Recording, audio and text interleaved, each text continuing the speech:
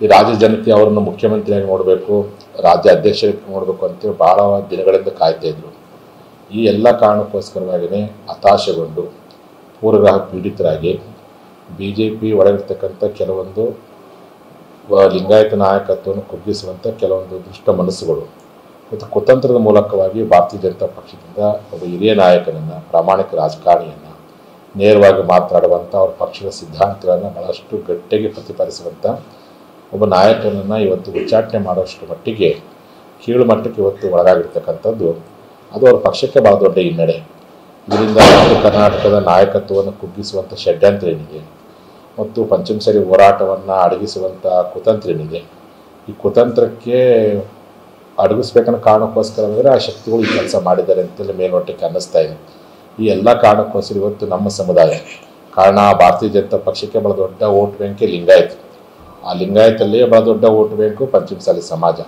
ಈ ಸಮಾಜ ಯಾವತ್ತೂ ಭಾರತೀಯ ಜನತಾ ಪಕ್ಷದ ಪರವಾಗಿರ್ತಕ್ಕಂಥದ್ದು. ಕಳೆದ 2023 ಚುನಾವಣೆಯಲ್ಲಿ ನಮ್ಮ ಜನಾಂಗ ಯಡಿಯೂರಪ್ಪನವರು ಪಂಚಮಸಾಲಿಗಳ ಮೀಸಲಾತಿ ವಿಚಾರದಲ್ಲಿ ವಿಳಂಬ ಮಾಡಿದರು, ಈ ಹೋರಾಟವನ್ನು ತಪ್ಪಿಸುವ ಪ್ರಯತ್ನ ಮಾಡಿದ್ರು ಅಂತೇಳಿ ಹತಾಶೆಗೊಂಡು ನಮ್ಮ ಜನ ಏನು ಮಾಡಿದರು, ಅನಿವಾರ್ಯವಾಗಿ ಕಾಂಗ್ರೆಸ್ ಪಕ್ಷಕ್ಕೆ ಓಟ್ ಹಾಕಿದ್ರು.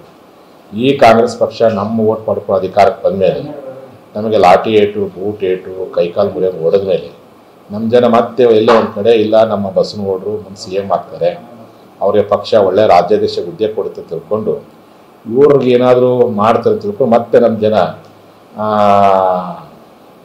ಅಂತ ಎಂತಾರಲ್ಲ ಮತ್ತೆ ರೀಸೈಕಲ್ ಅಂತಾರೆ, ಮತ್ತೆ ಈ ಪಕ್ಷದ ಪರವಾಗಿ ಮನಸ್ಸು ಮಾಡುವಂಥ ಕೆಲಸವನ್ನು ಮಾಡ್ತಾ ಇತ್ತು ರಾಜಕೀಯವಾಗಿ. ಆದರೆ ಇಂಥ ಸಂದರ್ಭದಲ್ಲಿ ಇವರ ನಾಯಕತ್ವವನ್ನೇ ಅಡಗಿಸುವಂಥದ್ದನ್ನು ಉಚ್ಚಾಟನೆ ಮಾಡುವಂಥದ್ದನ್ನು ನೋಡಿದ ಮೇಲೆ ಮುಂದೆ ನಮ್ಮ ಸಮುದಾಯ ಯಾವ ರೀತಿಯಾಗಿ ರಾಜಕೀಯ ತೀರ್ಮಾನ ತೆಗೆದುಕೊಳ್ಬೇಕು, ಒಂದು ಕಡೆ ಲಾಠಿ ಏಟು ಕೊಟ್ಟಂಥ ಕಾಂಗ್ರೆಸ್ ಬೆಂಬಲಿಸಬೇಕು, ಪಂಚಮಸಾಲಿ ನಾಯಕರನ್ನು ಅಡಗಿಸೋ ಕೆಲಸ ಮಾಡುವಂತಹ ಈ BJP ಒಳಗಿರ್ತಕ್ಕಂಥ ಈ ವ್ಯಕ್ತಿಗಳ ನಾಯಕತ್ವವನ್ನು ಬೆಂಬಲಿಸಬೇಕೆನ್ನುವಂಥ ಒಂದು ಭಾಳ ದೊಡ್ಡ ಪ್ರಶ್ನೆಗೆ ನಮ್ಮ ಸಮಾಜ ಒಳಪಟ್ಟಿದೆ. ಈ ಎಲ್ಲ ಕಾರಣಕ್ಕೋಸ್ಕರವಾಗಿ ಸಮುದಾಯದಲ್ಲಿ ಆತಂಕ ವ್ಯಕ್ತಪಟ್ಟಿದೆ. ಈಗಾಗಲೇ ನಮ್ಮ ಜನಾಂಗದವರು ಹಳ್ಳಿಯಲ್ಲಿ ಹೋರಾಟ ಮಾಡೋಕ್ಕೆ ಶುರು ಮಾಡಿದ್ದಾರೆ.